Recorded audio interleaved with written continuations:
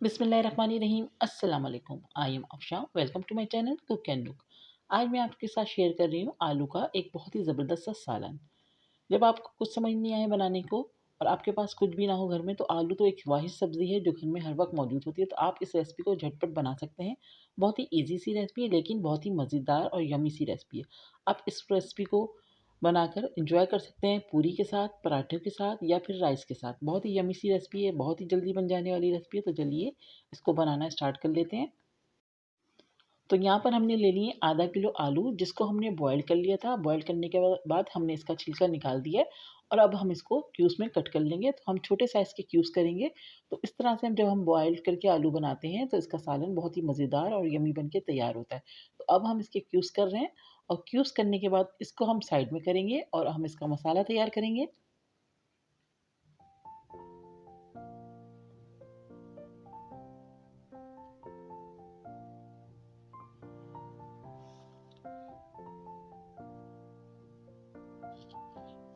तो यहाँ पर हमने सारे क्यूब्स में आलूओं को कट कर लिया है।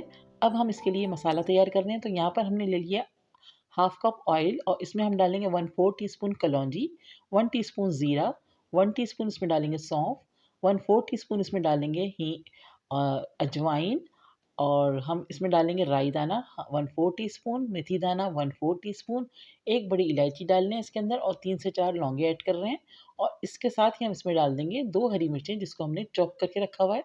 अब इन सारी चीज़ों को हम ऑयल के साथ हल्का सा कुक करेंगे जब तक कि इसकी खुशबू रिलीज़ नहीं हो जाती। तो इसको हमने स्लो फ्लेम पे ही करना है, इसको जलाना बिल्कुल भी नहीं है।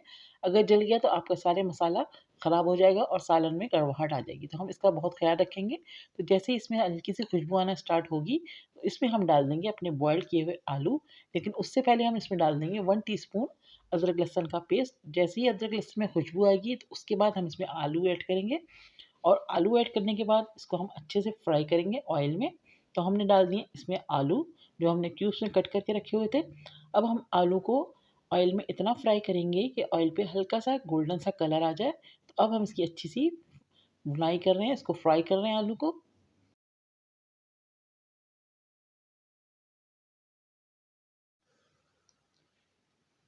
तो देखिए यहाँ पर आलू पे हल्का-हल्का सा कलर आना शुरू हो चुका है। तो यहाँ पर हम अपने आलू को फ्राई कर रहे हैं। साइड में हम इसका एक मसाला तैयार करते हैं। तो यहाँ पर हमें चाहिए मसाले के लिए, हमने 1 कप टमाटो प्यूरी ली है और इसमें हम डालेंगे कुछ मसाले। तो सबसे पहले इसमें डाल रहे हैं हम 1 टीस्पून सॉल्ट, 1 टीस्पून इसमें डालेंगे लाल मिर्चों का पाउडर, 1/4 टीस्पून इसमें हमने डाल दी है हल्दी, 1 टीस्पून हम डाल रहे हैं धनिया पाउडर और कश्मीरी मिर्चें डाल रहे हैं हम हाफ़ टी स्पून। ये ऑप्शनल है, आपके पास है तो डालें वरना आप इसको स्किप कर सकते हैं। अब अच्छे से इन सारे मसालों को टमाटो प्यूरी में मिक्स करके इसका एक पेस्ट तैयार कर लेंगे। तो यहाँ पर हमारा मसाला बिल्कुल रेडी हो गया है। इसको अब हम करेंगे साइड में और अब हम आ जाते हैं अपने आलू की तरफ। तो यहाँ पर हमारे आलू अच्छे से फ्राई हो गए थे, तो हमने इसमें डाल दिए ये टमाटो प्यूरी का पेस्ट, जो हमने मसाला डाल के तैयार करके रख लिया था। तो अब हम इसको मसाले के साथ बहुत अच्छे से भूनेंगे।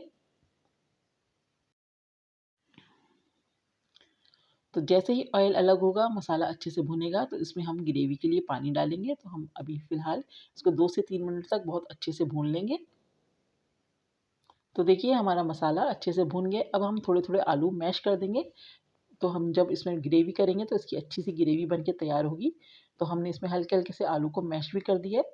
अब हम इसमें 2 कप पानी डाल देंगे, तो इसमें अच्छी सी ग्रेवी तैयार हो जाए। तो यहाँ पर मैं डाल रही हूँ 2 कप पानी। पानी डाल के हम इसको अच्छे से मिक्स करेंगे। मिक्स करने के बाद इसको हम कवर करके तकरीबन 7 से 8 मिनट तक कुक करेंगे।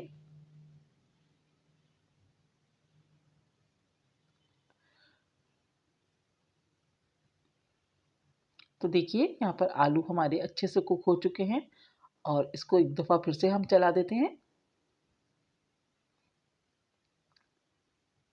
आखिर में हम इसमें डाल रहे हैं थोड़ा-सा गरम मसाला फ्लेवर के लिए। तो हम इसमें हाफ़ टी स्पून गरम मसाला डाल रहे हैं और साथ ही इसमें हम डाल देंगे थोड़ा-सा हरा धनिया।